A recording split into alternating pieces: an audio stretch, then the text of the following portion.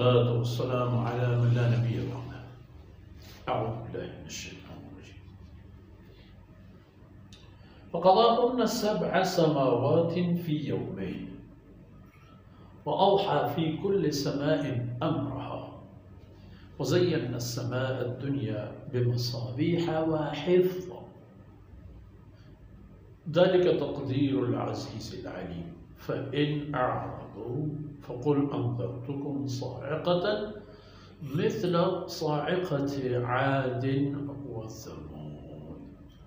سبحانك لا علم لنا إلا ما علمتنا إنك أنت العليم الحكيم. رب اشرح لي صدري ويسر لي أمري واحلل عقدة من لساني يفقه قولي واجعل لي وزيرا من أهلي رب زدني علما وارزقني فهما. ثم أما بعد. گران قدر بھائیو بہن اور پیاری بچی. ثم استوى إلى السماء وهي دخان. پھر اللہ رب العزت نے توجہ فرما دی آسمان کی طرف جو اس وقت ایک غبار تھا وہی دخان. تو پھر اللہ نے آسمان اور زمینوں سے حکم فرمایا کہ آپ کو معرض وجود میں آنا ہے.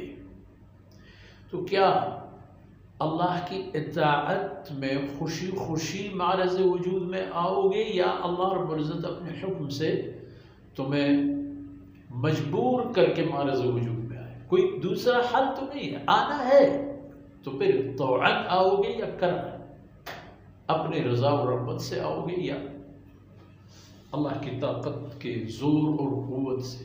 چونکہ اللہ کا تو ہر کام ارادے سے ہی ہوتا ہے. انما امرہ اذا اراد شيئا ان يقول له كن فيكون. تو قالتا اتينا طاغين. اس کے رب تو برضا و رغبت خوشی خوشی معرض وجود میں آتے ہیں اور فخر کرتے ہیں اپنے رب کے مخلوق ہونے کا. ہمارے لیے تو کوئی اور ذریعہ اور مسئلہ ہی نہیں. فقضاهن 7 سماوات في يومين. اب آسمان اور زمینوں کا جو کہ معاملہ اکٹھا آیا وہاں بھی یومین اور یہاں بھی یومین وہی یومین 2 دن. پھر ان دنوں میں 2 دنوں میں اللہ رب العزت نے آسمانوں کا معاملہ بھی برابر فرما دی مقدر فرما دی. 7 سماوات 7 آسمان. وَأَوْحَى فِي كُلِّ سَمَاءٍ أَمْرَهَا.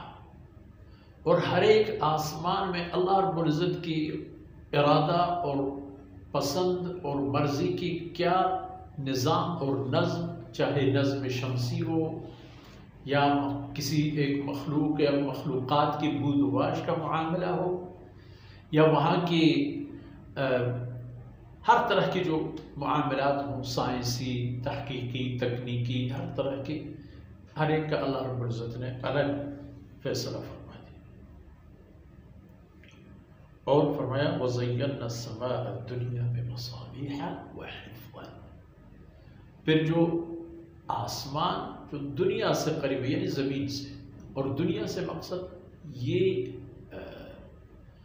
نظام حیات کہ جو سفر میں ہے اور اپنی منزل کی طرف قریب سے قریب تر ہوتا جا رہا ہے. ایک جہاز ایک شہر سے اڑ کر دوسرے شہر کی طرف جاتا ہے. اڑتے ہی 1 کلومیٹر ہی کا یا 1 فٹ یا انچ کے حد تک بھی اگر قرار دیا جائے تو وہ اپنے جہاں سے سفر آغاز کرتا ہے دور، اور جہاں جا رہا ہے وہاں سے قریب تر ہوتا جاتا ہے یہاں تک کہ ساری مسافت طے ہو جائے. دنیا کا بھی اسی طرح ایک سفر ہے. چلتے چلتے وہ بھی اپنی منزل مقصود جو اس کائنات کے اختتام اور آخرت کی زندگی کا آغاز وہاں تک پہنچ جاتا ہے. اور فرمایا اور ہم نے زینت دار بنا دی اس آسمان کو جو اس دنیا سے قریب ہے، اس کو ہم نے جلونات بنا دی انواع و اقسام کی چراغوں کے ذریعے سے. جو ستارے ہیں،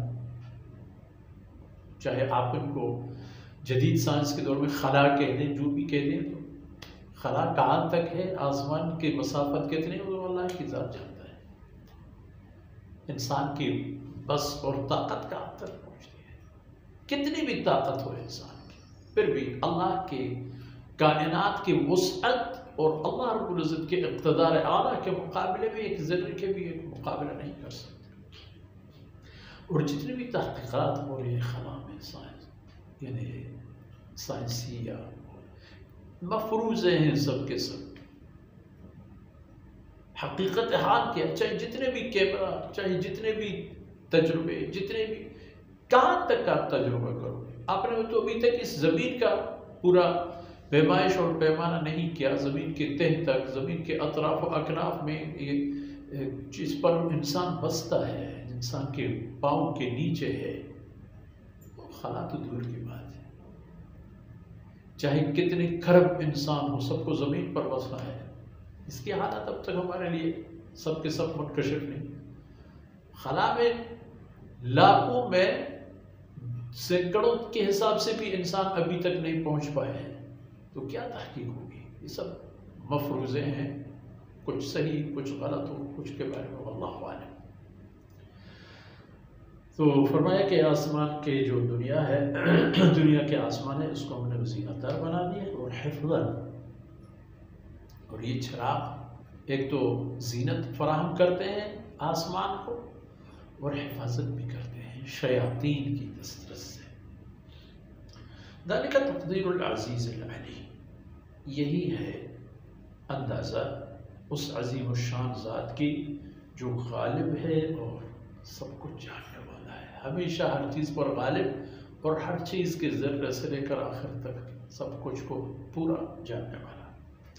تو فرمایا یہ صورتحال آپ نے اپنے قوم کے سامنے رکھ دی، بنی نوع انسان کے سامنے اپنی یہ تمام راز منکشف فرما دی۔ اب یہ سنو، فَإِنْ أَعْرَضُوا، اگر آپ کے امت کی کسی بھی دور کے انسانوں نے ان معاملات کے حقائق پر ایمان لانے سے انحراف اور اعراض کیا، بتا دیجئے ان کو کہ انذرتہم صاعقۃ مثل صاعقۃ عاد وثمود، تو ان سے کہہ دو کہ میں تمہیں ڈرا رہا ہوں اسی طرح کی ایک آندھی طوفان سے جو عاد و سمود کی تباہی کا سبب بنا تھا، پھر وہ تمہیں بھی پانے میں دیر نہیں کرتا۔